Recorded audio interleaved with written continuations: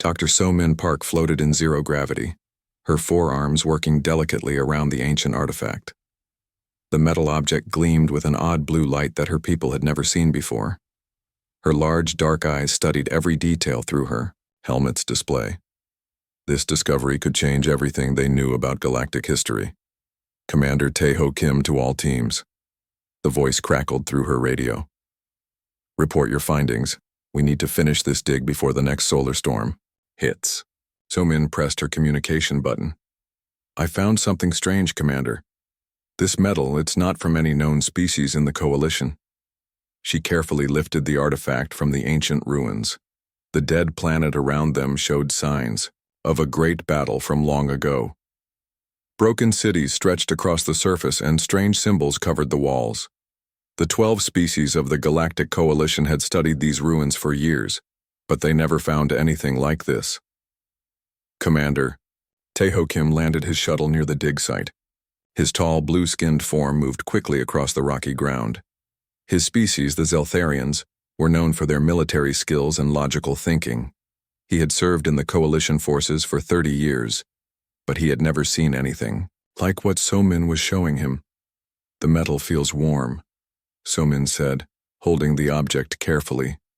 And look at these symbols. They don't match anything in our databases. Tae-ho studied the markings. They looked almost like the ancient legends his grandmother used to tell him about the ghost people who once traveled the stars. But those were just stories. Everyone knew that. Captain Jae-Sung Lee arrived with his exploration team. His green, scaly skin reflected the planet's dim sunlight. The Krillians were the best pilots in the galaxy, and Jae-Sung had explored more dead worlds than anyone else in the Coalition. What have you found? He asked, his large eyes focusing on the artifact. Before anyone could answer, alarms started blaring from their ships. Emergency signals filled the communication channels. Tae-ho grabbed his radio and tuned to the main Coalition frequency. All units, this is Coalition Central Command. The voice was urgent. Long-range sensors have detected massive energy signatures, moving from the galactic rim. Unknown ships are approaching our outer colonies at incredible speed. The team looked at each other with worry. Nothing good ever came from the galactic rim. That was where the old story said the Devourers once lived, before they disappeared thousands of years ago. Sir, So-Min said quietly, the energy readings from this artifact match what the sensors are detecting. Tae-ho felt his blood turn cold. The Devourers were supposed to be myths, stories told to scare young Coalition members. But the ancient texts spoke of a terrible enemy that ate entire star systems, consuming everything in their path. Within hours, the reports started coming in. 3 outer colonies had gone completely dark. No distress calls, no final messages, just silence. The Coalition Emergency Council called for all military units to return to defend the core worlds. As they prepared to leave the dead planet, So-Min made one more discovery. Hidden beneath the main artifact was a small device that hummed with energy. When she touched it, holographic symbols appeared in the air. Most were unclear, but one thing was obvious: coordinates to somewhere in deep space. Commander, she said, showing Tae-ho the display, I think this is a map. The coordinates pointed to a system far beyond Coalition space, in a region where no one had ever traveled. The area was considered empty, just void between the galaxies. Meanwhile, reports of the attacking force grew more terrible. Admiral Hyun-woo Choi, the Coalition's top military commander, sent his best fleets to fight the invaders. The battles lasted only minutes. The enemy ships were massive, dark, and seemed to absorb energy weapons instead of being damaged by them. They're not just destroying our ships, Admiral Choi reported to the Council. They're taking them apart piece by piece like they're harvesting the metal and technology. The description matched the old stories perfectly. The Devourers had returned. Dr. So-Min Park worked day and night to understand the artifacts they had found. The technology was far beyond anything the Coalition had ever seen. It was as if someone had built their machines thousands of years in the future and left them in the past. These aren't just tools, she told Tae-ho during one of their research sessions. Their messages, someone was trying to tell us something. The symbols on the artifacts began to make sense when Soman compared them to the oldest coalition records. They told a story of a great war, of brave fighters who stood against the darkness, and of a final retreat to safety among the stars. The legends speak of the humans, Soman said, reading from an ancient text. They called them the first travelers or the star guardians, but most records say they were just myths. Teho shook his head. If they were real, where did they go? Why did they leave us to face this alone? The answer came when Somin finally decoded the complete message in the artifact. It was a beacon, a call for help that had been waiting thousands of years for someone to find it. The coordinates it contained were not just to an empty system, but to something the message called Haven Station. As the coalition forces continued to lose battles against the Devourers, panic spread across the galaxy. Entire planets began evacuating their populations. The enemy seemed unstoppable, just like in the old stories. We have to follow those coordinates, Soman urged the Coalition Council. Whatever the humans left behind, it might be our only hope. The Council was desperate enough to try anything. They authorized a small expedition to investigate the mysterious coordinates. Captain Jae-sung Lee volunteered to lead the mission, taking his fastest ship into the unknown. If the humans were real, Jae-sung said as they prepared to leave, and if they really fought these Devourers before, then maybe they left us the tools we need to fight them now. The expedition ship launched into hyperspace, following the ancient coordinates toward a region of space that had been empty for as long as anyone could remember. Behind them, the coalition forces continued their losing battle against an enemy that should have been nothing more than a scary story. But Somin Park held the artifact close as they traveled. The metal was still warm, and sometimes, she thought, she could feel it pulse like a heartbeat. Whatever they were going to find, she knew it would change everything they believed about their place in the galaxy. The legends were about to become real. The journey to the coordinates took 3 days through hyperspace. Captain Jae-sung Lee kept his ship on high alert as they traveled deeper into unknown territory. The space around them grew darker and colder, far from any star system. Engineer Ye-jin Song monitored their instruments carefully. Her small furry hands moved quickly over the control panels. The Morvakian species were known for their technical skills, and Ye-jin was one of the best engineers in the Coalition fleet. "Captain," she said, her voice filled with excitement, "I'm reading massive energy signatures ahead. Whatever's out there, it's huge." Scout Dayun Moon pressed her face against the viewing port. Her people, the Silthari, had the best eyes in the galaxy. She could see things in space that others missed completely. "There's something there," she whispered. It's beautiful." When they dropped out of hyperspace, everyone gasped. Floating in the darkness was a space station unlike anything they had ever seen. It was enormous, easily the size of a small moon, with curved metal surfaces that seemed to glow with their own light. Strange symbols covered its hull, the same symbols they had found on the artifacts. "By the stars," Captain Jae-sung said quietly. "It's real." The humans were real. The station appeared dead and dark, but as their ship moved closer, lights began to flicker on across its surface. Docking bays opened like great metal flowers, and a beam of energy reached out to guide their ship inside. "Something's scanning us," Ye-jin reported. "The readings are off the scale. This technology is centuries ahead of ours." A voice suddenly filled their ship's communication system. It spoke in perfect Coalition standard, though the accent was strange and musical. "Welcome, children of the stars," the voice said. "I am Haven Station's Central Intelligence. I have been waiting for you." The team exchanged nervous glances. Artificial intelligence was common in the Coalition, but this voice seemed almost alive, almost human. "You are the descendants of the species we protected," the AI continued. "We left you our basic technology and watched as you grew into the Galactic Coalition. We are proud of what you have become." Captain Jae-sung found his voice. "We're under attack. The Devourers have returned. Our people are dying." "Yes," the AI said sadly. "We have been monitoring the situation. The ancient enemy stirs once more. This is why we left these beacons, why we prepared this place. Their ship landed in a docking bay that adjusted itself perfectly to their vessel's size. The air was clean and breathable, maintained by systems that had worked for thousands of years without fail. As they explored the station, they found wonders beyond imagination. Rooms filled with technology that seemed to work by thought alone. Libraries containing the history of the galaxy from before the Coalition existed. And everywhere, signs of the people who had built this place. "Look at these star maps," Dr. So-Min Park said, studying a three-dimensional display. "They show the galaxy as it was 5,000 years ago. And here, these are human colonies. Hundreds of them." The AI's voice followed them as they explored. "When the first Devourer War ended, our people made a difficult choice. We could not destroy the enemy completely, so we retreated to the spaces between galaxies.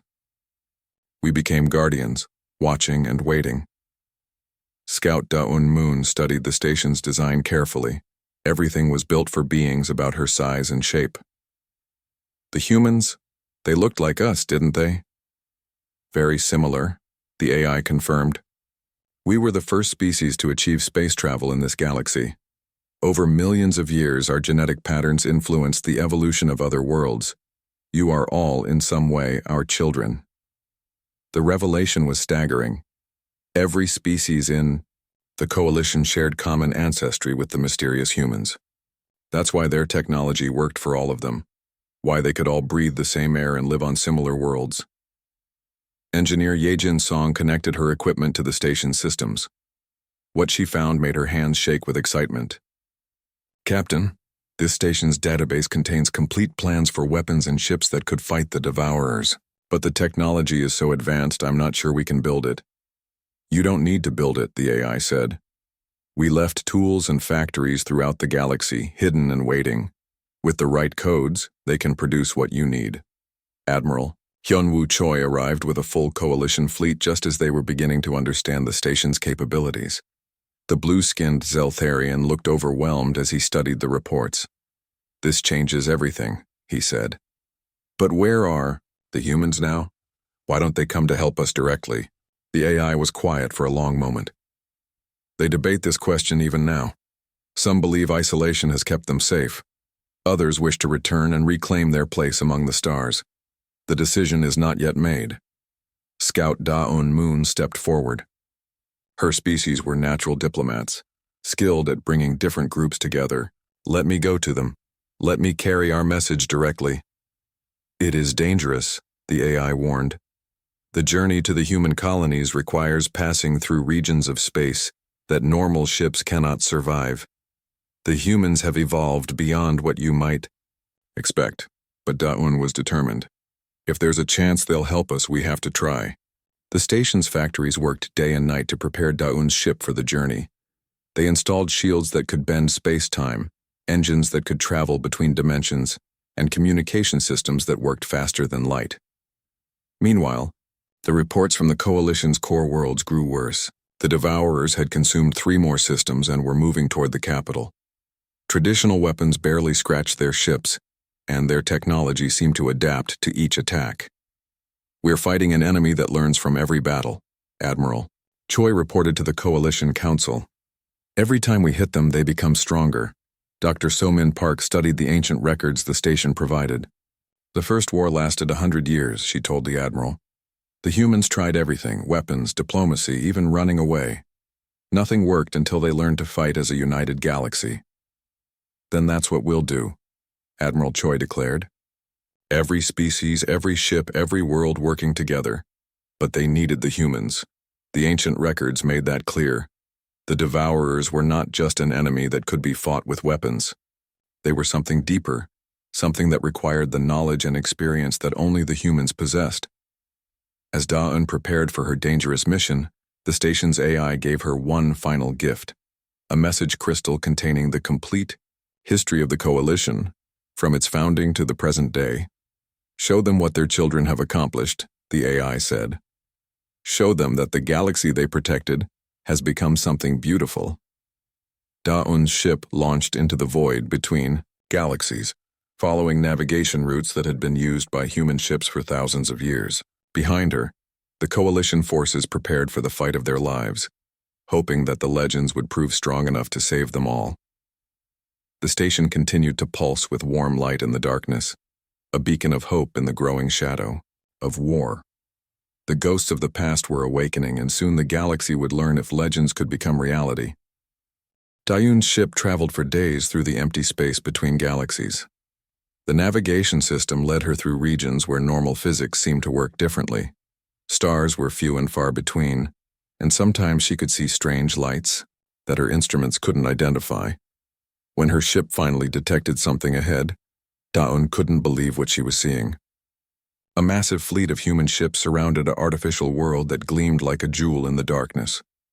The ships were beautiful and terrible at the same time, with flowing curves that seemed almost alive. "Unknown vessel," a voice came through. Her communications, "You are entering human space, state your purpose." "I am Scout Dayun Moon of the Galactic Coalition," she replied, trying to keep her voice steady. "I carry an urgent message from Haven Station's AI." There was a long pause. Then her ship was surrounded by a gentle energy field that guided her toward the artificial world. As she got closer, Dayun could see that the planet was actually a massive city, with towers that reached up into space and gardens that glowed with their own light. "Welcome to New Terra," the voice said. "General Wanho Shin is waiting to meet with you." The docking bay that received her ship was larger than any Coalition space station. Humans in flowing robes waited to greet her, and Dayun was surprised to see how much they looked like her own people, but taller and with a grace that seemed almost magical. General Wanho Shin stood at the center of the welcoming committee. He was tall and strong, with kind eyes and silver hair. When he spoke, his voice carried the weight of centuries. "Welcome, child of the Coalition," he said, bowing respectfully. "We have watched your people grow with great pride. You have become everything we hoped you would be." Dayun presented the message crystal from Haven Station. "General, our people are dying. The Devourers have returned and we don't know how to fight them." General Shin took the crystal and inserted it into a nearby device. Holographic images filled the air, showing the Coalition's history, their achievements, their art, and their recent battles against the Devourers. The humans watched in silence, and Dayun could see tears in some of their eyes. "You have built something beautiful," General Shin said finally. "A galaxy where different species work together in peace. This is what we always dreamed of." Dr. Hai-Rin Yu stepped forward. She was younger than the general, with bright eyes and an eager smile. "I have studied the Coalition for my entire life," she said. "Your diversity is your strength. Each species brings something unique to the whole." Dayun was taken on a tour of New Terra, and what she saw amazed her. The humans had spent 5,000 years developing not just their technology, but themselves. They moved with perfect coordination, seemed to communicate without speaking, and their machines responded to their thoughts. "We have evolved, Captain," Minsu Kang explained as he showed her their military facilities. "Not just our bodies, but our minds and spirits. We have learned to work as one while remaining individuals." The human ships were incredible. They could phase in and out of normal space, travel faster than anything the Coalition had ever built, and their weapons could manipulate the fundamental forces of the universe. But Dayun noticed something troubling. There weren't very many humans. "How many of you are there?" she asked General Shin. "Perhaps 50 million across all our colonies," he replied sadly. "We chose quality over quantity. Each human is trained from birth to be a guardian of the galaxy." The Human Council met to discuss Dayun's request for help. The debate was intense, with voices raised in passion on both sides. "We left the galaxy for a reason," argued Elder Sungmin Park, an old woman with silver hair and fierce eyes. "Our isolation has kept us safe. If we reveal ourselves now, we risk everything we have built." Dr. Hai-Rin Yu stood to speak against her. "With respect, Elder, we didn't retreat just to hide. We became guardians. The galaxy needs its guardians now." Captain Minsu Kang supported the doctor. "The Devourers are not just the Coalition's problem. If they consume the galaxy, they will eventually find us too. Better to fight them now with allies than later alone. General Shin listened to all sides before speaking. The question is not whether we should help, he said. The question is how much we should reveal. Our children in the coalition are not ready for the full truth of what we have become. While the debate continued, Dayun was shown the extent of human preparation. They had built weapons that could destroy entire star systems, ships that existed in multiple dimensions at once, and soldiers who could survive in the vacuum of space without protection. We have been preparing for this war for 5,000 years, General Shin told her. Every day, every decision has been made with the Devourer's return in mind. But the humans were divided. Some wanted to remain hidden, watching from the shadows. Others wanted to reveal themselves completely and take command of the galaxy's defense. A few wanted to evacuate the coalition species to human space and abandon the galaxy entirely. The debate ended when urgent news arrived from the galaxy. The Devourers had reached the coalition's core worlds. 3 billion beings had died in the last day alone, and the enemy was heading straight for the coalition capital. We cannot wait any longer, Dr. Hairin Yu declared.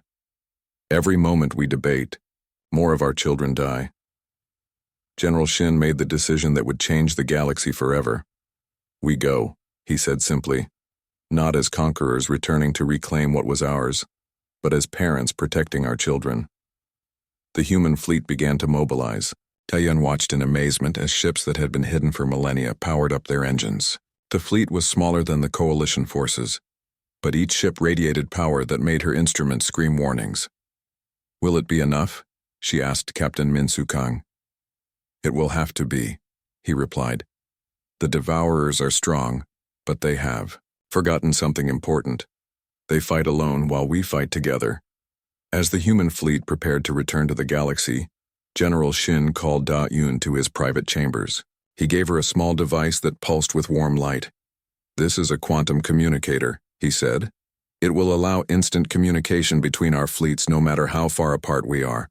When the battle comes, coordination will mean the difference between victory and death. The human fleet entered hyperspace with a sound like singing. Da-Yun's ship flew alongside them, her heart filled with hope for the first time since the crisis began. Behind them, New Terra's defenses activated. The artificial world vanished from normal space, hidden by technology beyond coalition understanding. The humans were taking no chances.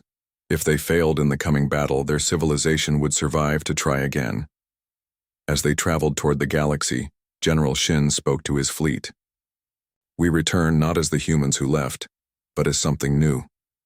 We carry the hopes and dreams of every species in the galaxy. We fight not just for survival, but for the future we all want to build together. The sleeping giants had awakened, and the galaxy would never be the same again. The coalition capital system was burning when the human fleet arrived.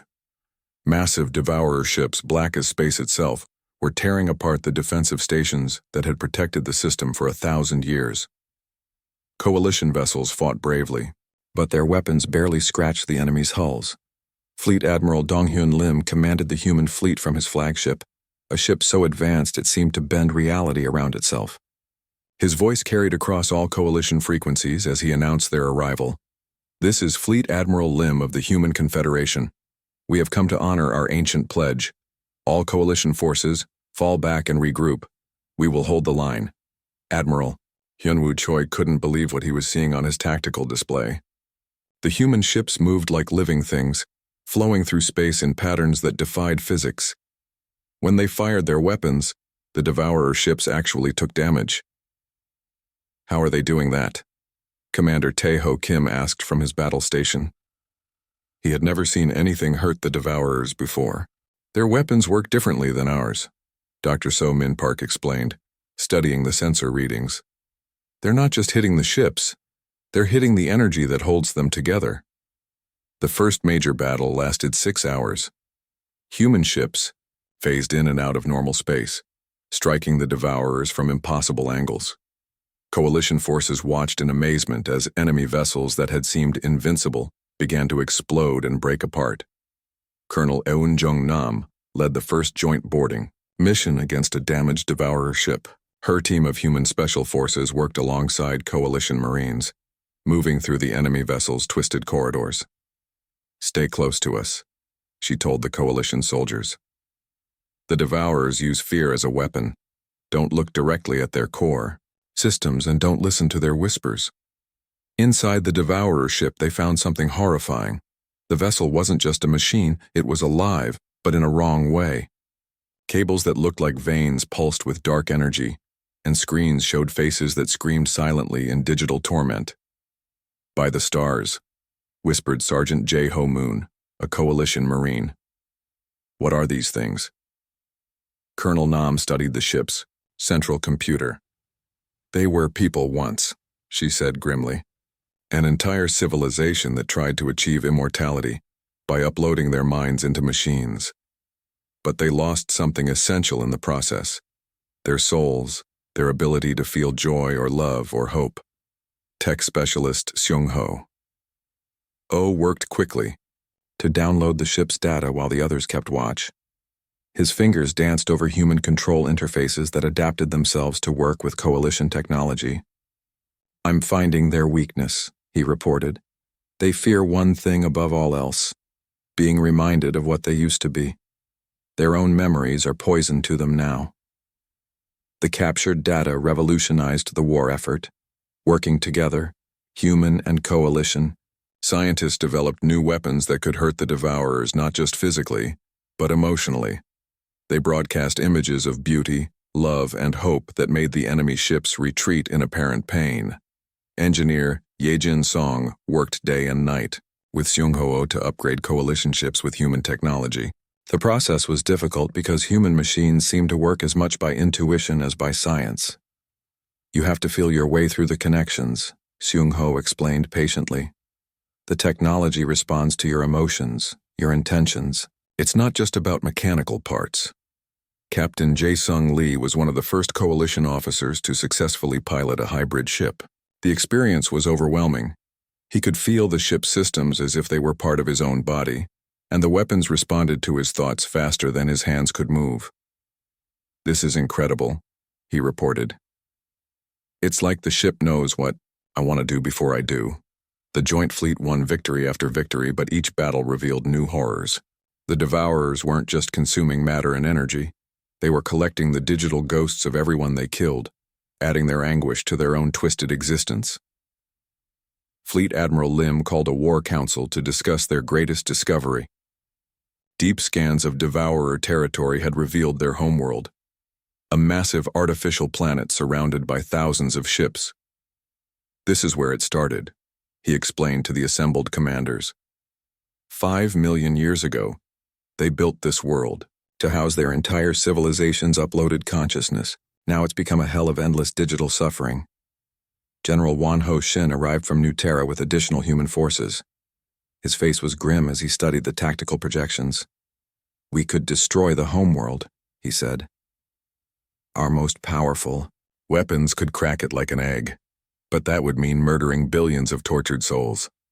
Dr. Hei-Rin Yu had been working with Dr. So-Min Park to study Devourer psychology. Together they had developed a different approach. "We don't need to kill them," Hei-Rin said. "We need to heal them. Their madness comes from being cut off from their original nature. If we can reconnect them to their lost emotions, they might remember who they used to be." The plan was risky and complicated. It required human ships to get close enough to the Devourer homeworld to broadcast a special signal, a combination of memories, emotions, and experiences from every species in the coalition. "We're going to show them what they've forgotten," So-Min explained. "Love, friendship, the joy of discovery, the beauty of a sunrise, all the things that made them want to live forever in the first place." Captain Min-Soo Kang volunteered to lead the mission. His tactical skills would be crucial for getting through the massive defenses around the Devourer homeworld. "Every species in the coalition needs to contribute," he said. "The signal will only work if it carries the full diversity of galactic life. We need Zeltharian logic, Krillian courage, Morvakian creativity, and everything else that makes us who we are." As the final assault force prepared to launch, personal bonds had formed between human and coalition officers. Tae-ho Kim found himself working closely with Colonel Nam, learning combat techniques that combined human intuition with Zeltharian strategy. "You fight with your heart," she told him during a training session. "Your people think too much. Sometimes you need to trust your instincts." Day and Moon had become the unofficial ambassador between the two civilizations. She helped translate not just languages, but ways of thinking that had grown apart over thousands of years. "The humans aren't gods or legends," she explained to worried coalition officers. "They're just people who've had more time to grow. We can learn from them, but we don't need to be exactly like them." The final battle plan was set. The combined fleet would assault the Devourer homeworld while a small team of specialists delivered the consciousness healing signal directly to the planet's core. Success would mean saving not just the galaxy, but the Devourers themselves. Failure would mean the end of everything they held dear. As the fleet prepared to enter hyperspace for the last time, Admiral Lim's words echoed across every ship. "We go not as conquerors, but as healers. Not as destroyers, but as those who would restore what was lost. Today, legends become real and real people become legends." The greatest battle in galactic history was about to begin. The Devourer homeworld was the size of a gas giant, but made entirely of dark metal and twisted technology. Millions of ships orbited it like angry insects, while energy beams swept space looking for enemies. The combined human coalition fleet dropped out of hyperspace at the edge of the system, and every sensor screamed warnings about the overwhelming defenses ahead. "By all the stars," Admiral Hyun-woo Choi whispered as he saw the enemy forces, "there must be 10 million ships guarding that world." Fleet Admiral Dong-Hyun Lim studied the tactical display with calm eyes. "Numbers don't always win battles," he said. "Captain Min-soo Kang, begin the opening move." Min-soo's tactical genius became clear as the human ships began their attack. Instead of charging straight in, they used quantum phase technology to appear in multiple locations at once. The Devourer fleet found itself fighting shadows while the real ships struck from unexpected angles. Coalition forces followed the human lead, their upgraded ships moving with new grace and power. Commander Tae-ho Kim found his vessel responding to his thoughts, weapons firing faster than he could consciously aim them. "It's working," he reported. "The Devourers are confused. They're fighting each other as much as us." But the real battle wasn't happening in space. Deep inside the enemy homeworld, billions of trapped consciousness writhed in digital agony. Dr. So-min Park and Dr. Hae-rin Yu had worked together to create a signal that could reach them, a combination of pure emotion and memory that would remind them of their lost humanity. "The signal has to be delivered directly to their central processing core," Hae-rin explained as their small strike team prepared to board the homeworld. "We need to get past all their defenses and plug directly into their main computer." Colonel Yoon Jung Nam led the boarding mission with a team of the best soldiers from both civilizations. Scout Da-Yun Moon would guide them through the twisted passages of the artificial world, while tech specialist Sung Ho Oh would handle the technical aspects of delivering the healing signal. The surface of the Devourer homeworld was a nightmare of moving metal and screaming faces trapped in digital displays. The strike team fought their way through defensive systems that seemed to feed on fear and despair. "Don't look at the screens," Colonel Nam warned her team. "Don't listen to their voices. Focus on why we're here, to set them free." Inside the homeworld's depths, they found the central core, a massive chamber filled with processing units that hummed with the anguish of billions of uploaded minds. The Devourer's original leaders were here, their consciousness trapped in endless loops of rage and hunger. "I can see them," So-min said, studying her instruments. "They're still in there, under all the corruption and madness. They remember being happy once, being curious about the universe, wanting to explore and learn." Shung-ho worked frantically to connect their signal broadcaster to the core systems. Outside, they could hear the sounds of space battle growing more intense. The fleet was buying them time, but they wouldn't be able to hold the enemy forever. "Almost ready," Sung-ho reported, "but I need a few more minutes to align the quantum frequencies." That's when the Devourer leader's consciousness noticed them. The chamber filled with terrible voices, speaking in languages that hurt to hear. Why? Do you torment us with hope? They screamed. We chose this existence. We are beyond your primitive emotions. Daun stepped forward, her diplomat training helping her stay calm despite the horror around them. You didn't choose this, she said, firmly. You chose to live forever. But this isn't living. This is suffering without end. The voices grew angrier, and the chamber's defenses activated. Energy beams swept toward the strike team, but Colonel Nam's soldiers held their ground, their combined human coalition training proving effective against the ancient enemy. Ready, Sheng Ho shouted over the noise, activating the signal now.